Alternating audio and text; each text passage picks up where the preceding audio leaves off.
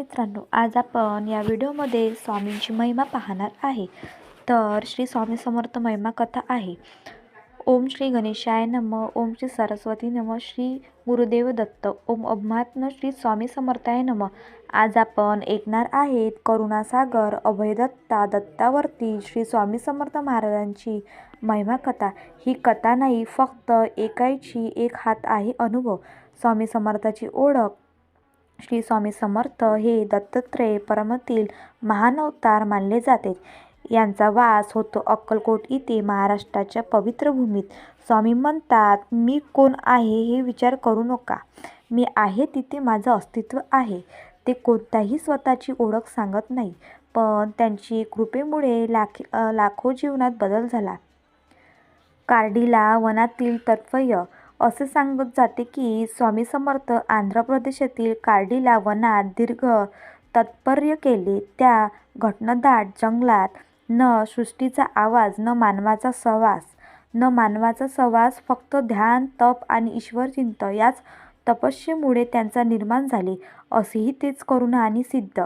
अक्कलकोटमधली लीला. अक्कलकोट. स्वामी समर्थ सामान्य माणसासारखा वापर.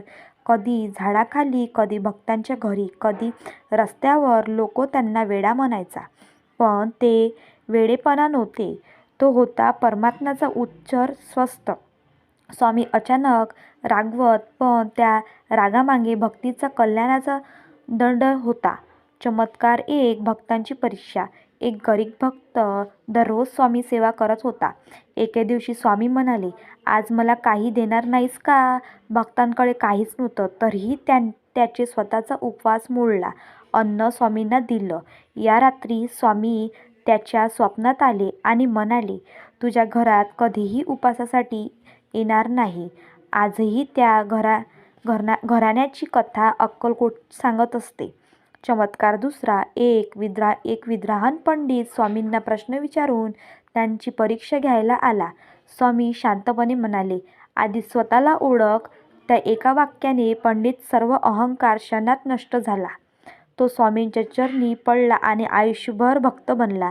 स्वामींचा उद्देश. स्वामी समर्थ म्हणजेच संकट हीच खरी परीक्षा आहे. गुरुवर विश्वास ठेवा, सेवा करा, अहंकार टाळा, काळजी करू नका. मी आहे, भिवू नकोस, मी तुझ्या पाठीशी आहे.